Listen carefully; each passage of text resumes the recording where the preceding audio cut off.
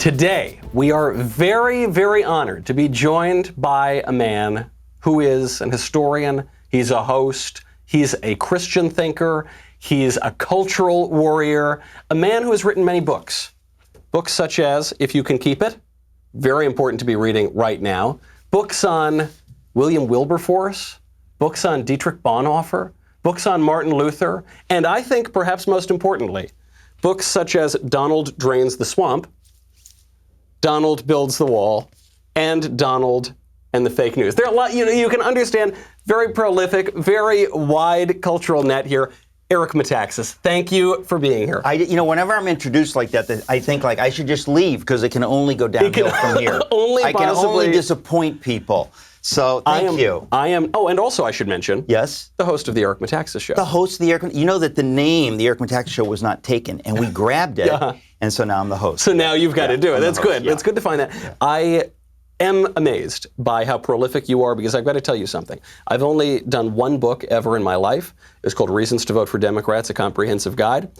It was completely blank. It was a blank book. It was a blank book. Well, can I tell you, I got a couple of years on you, okay? When I was your age, I don't think I had done anything except write children's books. I've written 30 children's books. People don't know that about me, but you have a lot of time. Thank you. You're kind of busy. Yeah. I'd like you to take some pressure off yourself. Oh, well, I appreciate that, because, all of these things you're working in right now, it seems like each one of them is more urgent than the next. That's the problem. You can kind of divvy it up into the culture. That's the problem. Into history, into religion. Yeah. Right now we're in an election year. What? I know. Yeah. I actually had sort of forgotten because everything's just about the virus or the BLM or this or that. Yeah. So it seems to me this is kind of the book that people need to focus on, if you can keep it. Yes, and the subtitle, The Forgotten Promise of American Liberty. The urgency, I wrote that book 4 or 5 years ago. The urgency is that we in America have forgotten, most people, maybe not people who watch this show, but most people have forgotten the glorious idea of liberty and what it actually means. We kind of go like, what? It's kind of like the fish doesn't understand the water. Like, what? What do you mean? Right. What? It is a wild, insane idea. It never should have succeeded. Yeah. The fact that it succeeded and has lasted this long and is on the verge of disappearing because we've forgotten about it, there is an urgency that is not even slightly overstated. And I said, I want to write a book that kind of puts everything you need to know in one book so that people will get it. And I promise you, Michael, if someone reads this book, I don't need to tell them anything else. They will think of 1,000 things that they could do or want to do once they get it. Well, it's a famous line of Benjamin Franklin, which is, what have you done at this constitutional convention? He says, we've created a republic if you can keep it. You now have statues falling down of Thomas Jefferson and George Washington. You've got half the country is like up in flames at the moment. Can we keep it? Well, I'm a Christian, and I believe that God commands us to be hopeful and to keep fighting. And that to despair is sin. To sit on your hands and say it's all going up in flames and let's just, wait for Jesus to return, that is sinful. That is wrong. It is morally wrong. I also believe that we will keep it. But it's like if you ask somebody in 1860, can we hold the country together? It's going to be a fight, but it's a fight worth fighting. It's a fight worth taking on because so many people depend on us and everyone listening fighting for what is right. And if you were in Germany in the 30s, there are plenty of times when you think if people would do the right thing, everything can change. Well, this is such an important aspect, though, which is it requires you to do something. You need an act of the will. You hear on the left they say that they've got the science of history, right? History is moving in their direction. First of all, that's a joke of a lie. No, but I mean, you need to say that. It is absolutely nonsense, and you need to push back hard because so many people believe that. That is garbage. And that's obviously garbage. Right. But you do see this complacency with conservatives sometimes. Yes, I know. They say sort of, look, it'll work out in the end. At some point, at least we can pray and hopefully go to the right place. But we are called upon to preserve something, to conserve something. Listen, anybody who says, the latter part of what you just said, that is foolishness. Yeah. but it's worse than foolishness. It's deep, it's grave irresponsibility. The fact of the matter is that if you want to be governed by someone else, a tyrant, a bureaucratic tyranny, whatever it is, you don't really need to do anything except what they tell you. If you want to be free, you must do something. And in America, we have traditionally made that choice. We say, we're going to do what it takes to govern ourselves, to keep ourselves free. We're going to do that work because we know that if we don't, someone will step in and someone will govern us, and they will govern us in such a way that it's not just that we're not governing ourselves. We will genuinely not be free. We will lose. Things will go downhill. We won't create as much wealth, as much opportunity. So if you care about other people, for example, if you care about the black urban poor, and you do not fight for this republic, you are doing nothing. In other words, I know that God cares about the poor. And I know that our entire way of life is about trying to do what we can, usually in the private sector, to help the poor. So if you say nothing, when a Marxist organization like Black Lives Matter takes over and Antifa takes over, if you go, well, whatever, you are harming children, poor children. In other words, we have a responsibility for them. Like if we don't care about ourselves, that's fine. But there are generations depending on us now fighting this fight. And yes, God is judging us. You're right. I mean that like no pressure. God is judging us. Because you look at public opinion polls, 4 out of 5 black Americans do not want to defund the police. But BLM says we're going to defund the police, especially in these terrible neighborhoods. Obviously, that's not going to work out very well. Speaking of the black community and speaking of liberty, you know 2020 is a weird year when one of the finest articulators of liberty around is Kanye West. Did you see Kanye West recently? He was giving, I suppose, a campaign speech. And he said, liberty is not just doing whatever you want. Liberty is also not looking at the pornography. Liberty is putting down the Percocet. Liberty is... Most conservatives don't know that.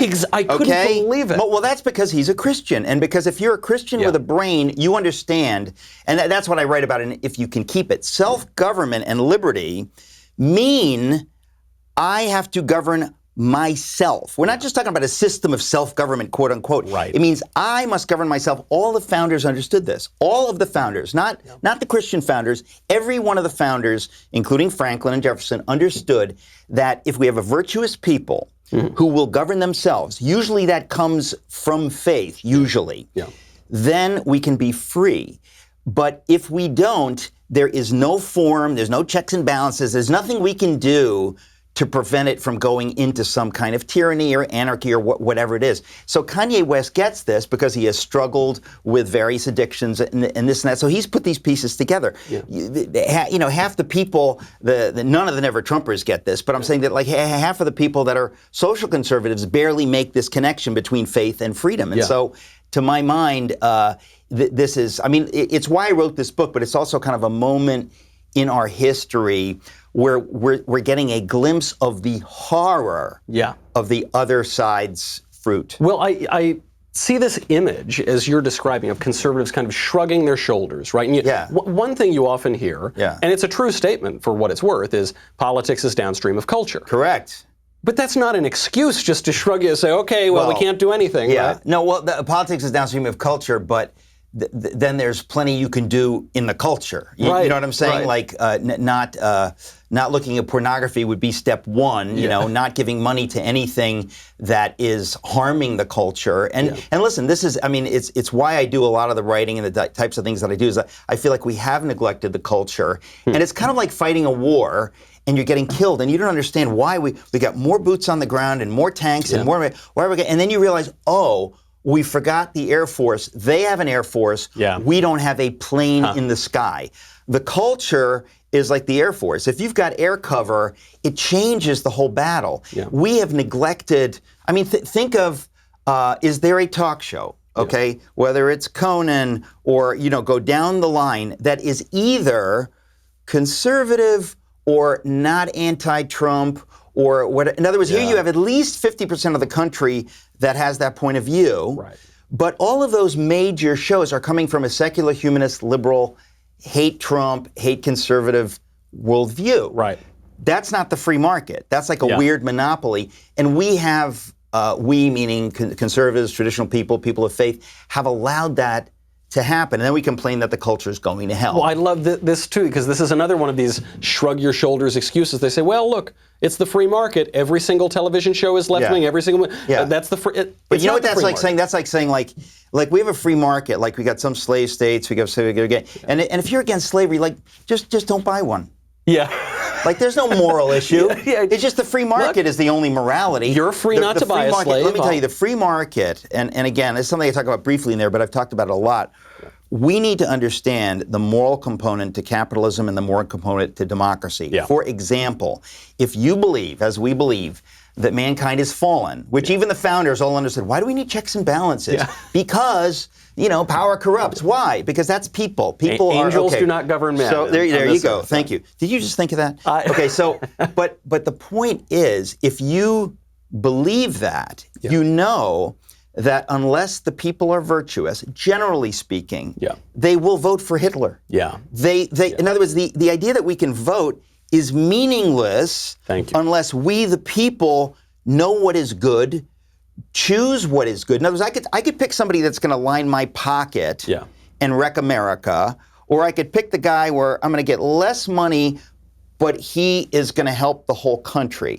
Okay, a moral person would vote for that guy. Okay, same thing with the free market. The free market, if we want, it's amoral. It will deliver better pornography, better drugs, better. It is amoral. So anybody who has fetishized, made an idol of the free market, does not even understand how the free market works. China, because of conservative and liberal ignorance on what's going on with China, by giving them most favored nation status and on and on and on. We thought eventually they would be wearing tricorn hats and be singing about Paul Revere or whatever it is.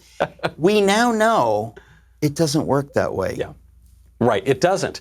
I've only realized this in the past few years with all that kind of tumult in the conservative movement. It seems to me conservatives have just focused on the form of politics, the procedure of politics, the way it looks, but not the substance. Like, you would always hear this thing. It doesn't matter who you vote for, just that you vote. Right. What does that mean? That's like saying, it doesn't matter what faith you have as long as you believe in something. Okay, I believe in Hitler and Satan, so that's fine, right? That's the point. That doesn't make any sense. It matters what we do, what we stand for. In this idea, look, it's just the free market. It just, as long as we have this form of the free market. Now, you have to be doing something in there, too. But the only reason people say that is because they have been blessed to live in a world where most people culturally choose the right things. But that has been going downhill quickly, and we are beginning, unfortunately, to see the horrific fruit of cultural decline. And what happens when the free market begins delivering, just look at Netflix. It's like blood, Satan, sex, suicide. What is uplifting? What are we creating that's uplifting? Right. And you think that doesn't have an effect on the 12-year-old kid?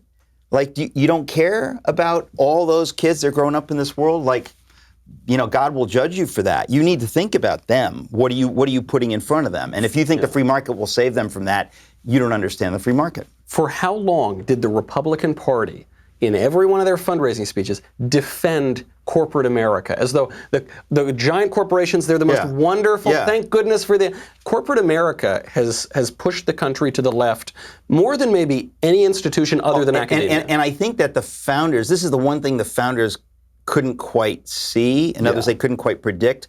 The cravenness of corporate America, I have no problem calling it demonic.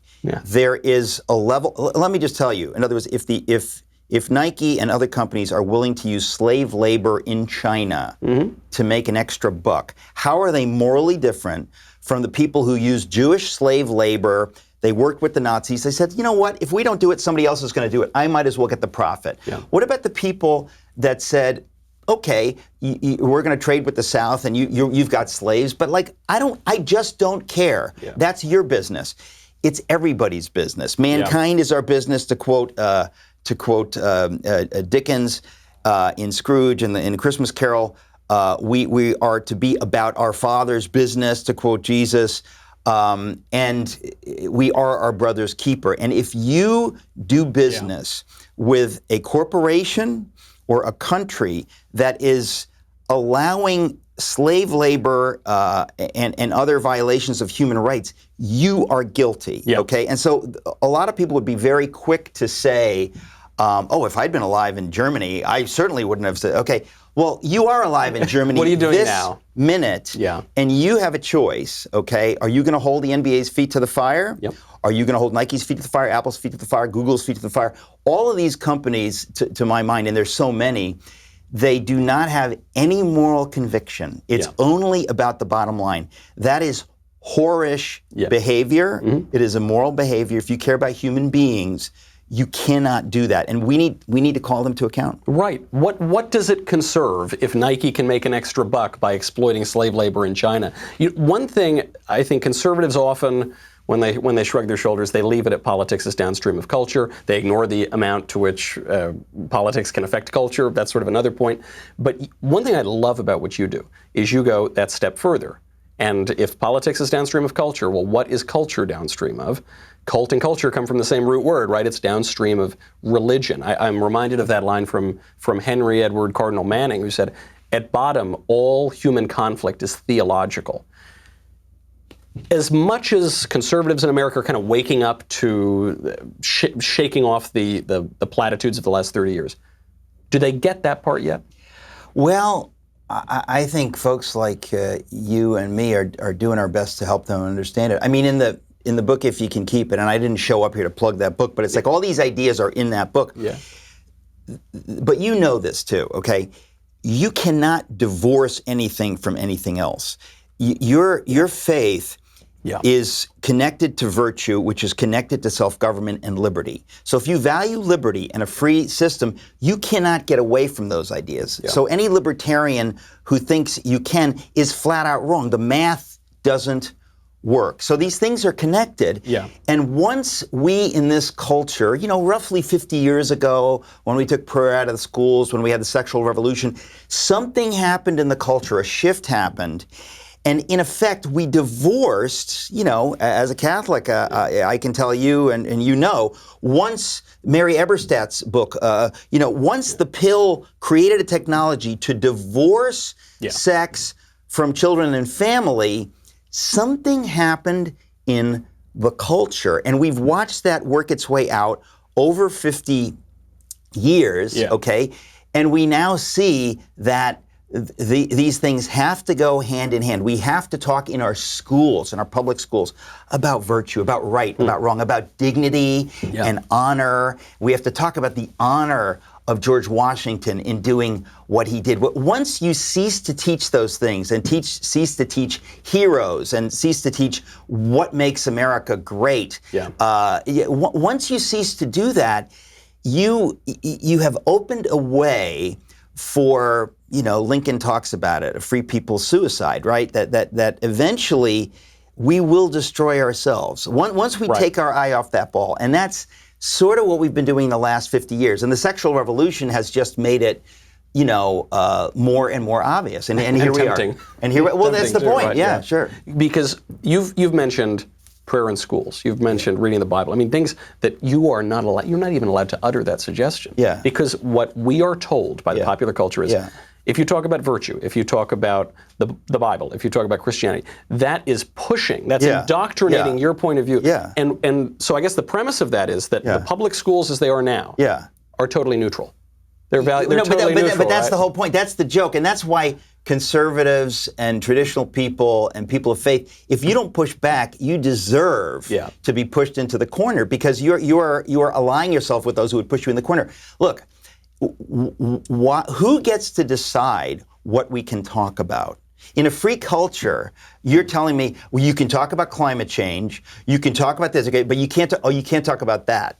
I'm here to say that my faith and this Constitution says you're wrong. We can talk about anything we want. And if we participate in our own silencing, we're participating in the destruction of freedom for all, not just for us, for everybody. We're sawing off the branch that we're all sitting on. And so the idea that you can take the concept of virtue, I mean, C.S. Lewis wrote about this like in the 40s in his book, Abolition of Man. He says, we stop preaching about virtue, we stop talking about virtue and honor and dignity, and then we're shocked when we find traitors and cowards in our midst, right? The fact of the matter is there has never been a time when you can stop talking about these things. But because, I mean, you know, Richard John Neuhaus wrote his book in 1984, The Naked Public Square. He made this argument. He said, the founders created a system where religion is free, meaning the government cannot and will not force any kind of faith on the population. Because when you force faith, you make it something that is not free and natural and voluntary, and so you effectively destroy it. Okay? It doesn't work. It right? doesn't work. It doesn't work. If you do it that way. If you keep it free, and those who really believe in the free market of ideas, you say, let it ride, let it go. Let's see which ideas rise to the top. But something happened roughly 50 years ago where people said, well, those ideas you can't talk about. And once you talk about them, you're pushing for a theocracy. Okay? Well, we're here to say the only way you will not have some kind of a theocracy, a secular theocracy, if you can say that, an agnostic, atheist theocracy, I mean, forced kinds of thinking. The only way to avoid that is on the founders' model, which says that faith, the faith of the Bible, it's the only kind of faith that cannot and will not impose itself. It proposes itself, but it can't impose itself. So the point is, if you don't talk about this, then politically correct woke maniacs will tell you what to think. That would be worse than a Christian theocracy, or it certainly would be equal to a Christian theocracy. But I don't know a single Christian who's advocating for theocracy. So we have to really push back and say, like, there's no one talking about this. You're crazy. And what do we even mean by theocracy? I mean, I always love when people who are imposing the Gnostic dualism of transgender ideology and saying if you don't get on board, they accuse us of being theocrats. But that's the point. They're gaslighting us. It's a joke. And people need to wake up and push back hard. Because the facts are simply not on their side. But if they can shut you up, they can just keep pushing, and that's what they've done. Well, and you bring up this point of history, looking at these guys like George Washington. And it occurs to me, too, when you look back on guys like Jefferson even, that howling atheist, to quote his opponents, or Washington, or you go further back to Christopher Columbus, and you look through them through a Christian lens, through what they're doing, what it means for civilization, what it means for the spreading of the gospel in particular, to say nothing of their other virtues. You have a different outlook on them than if you look back on these guys through the lens of explicit Marxism, which we're seeing today, through the lens of an understanding of human nature that is totally at odds with what our founders believed and with what happens to be the truth. It's that religious view, whether it's the secular religious view or otherwise, it's that religious view that gives color to these historical figures. So is it any surprise they tear down the statues? Well, you're right, and that's the point, is that they stood for all of those things. And really we're talking about a war on the West and a war on God. I mean, that's what this is. Why is all Marxism really atheistic Marxism? In other words, they don't necessarily advertise that. But the point is, there is no doubt that that all of these atheist, all these Marxist countries were as viciously, violently atheist. It's like out of a nightmare what they did to people of faith. Marx's writings, there's actually a good book coming out by Paul Kenger, but we're plugging all these books, we'll plug Paul's book. It's called The Devil and Karl Marx, which goes into Marx's writings, some of his poetry, so it's good luck reading that stuff. It's not even just explicitly atheist, which it is. It's demonic. It's satanic and it's demonic. Look, it is. Let's not, we don't have all the time in the world. Let's cut to the chase. That is correct, okay? And you need to call these things what they are. We have not taught a hatred of Marxism and communism for the last 50 years. Now, my parents taught me to hate it. Why? Because my mother grew up in Germany, which became East Germany. She saw it. My father in Greece, the Greek Civil War, he saw the communists. They knew the deep wickedness and the deceit of communism. And they taught me to understand that this is not anodyne, this is not harmless, this is a vicious enemy. And we now have enough young people in America that never really got that. Yeah. And all they focus is on what's wrong with America. And I'm here to say that Black Lives Matter, the organization, and that whole thing, and Antifa, they are vicious cultural Marxists, and their enemy is the God of the Bible. I talked about in Moby Dick, Herman Melville talks about Ahab, who's like this demonic figure. He's animated by rage. Yeah. What is this rage? And at some point in the book, he says he wants to strike through the mask of the sky. He basically wants to kill God. Yeah. He's so angry. And that rage that we see on the radical left today, it's that kind of a rage. There is not the beginning of reasonableness anywhere to be found. It's a destructive rage. And if we don't acknowledge that and fight against it with law and order and so on and so forth, we have no idea how bad things can get. And I think we need to begin to imagine, and we're getting some ideas. This is the key. You can't divorce these things. I think a lot of people look out and they see the statue toppling and the BLM and the crazy blue hairs screaming on college campuses and the attacks on the churches. Yeah. And they see them all as different phenomena. They're not. You can't divorce those things. No. You got to focus on each level of it, which you can do, by the way, in Eric Metaxas' 7,000 books, all of which I recommend on well, obviously, if you can keep it, on Bonhoeffer, on Wilberforce, on Luther, on Donald. Choose your favorite man and many others. My Luther book is the only how do I put this? I would consider it a pro-Catholic Luther book. You know what I'm saying? Like I got Peter Kraft, one of the greatest Catholic apologists alive. He loved the book because I'm not Catholic, but I'm pro-Catholic, and Luther is a fascinating. Well, I will say I read the Luther book and I did enjoy it, and even though I'm really a little more on the Pope Leo side of that particular controversy, I really enjoyed that book as well, and I'd always love listening to you, Eric Metaxas. Find him on YouTube in particular. Before YouTube kicks us all off, you can go to the Eric Metaxas Show channel. You can also go to ericmetaxas.com. You can find him all over the place, obviously on Amazon and everywhere else. Twitter, MySpace, LiveJournal, everywhere we'll send audio cassettes on carrier pigeons. Eric, thank you so much for being here. My privilege. Thank you.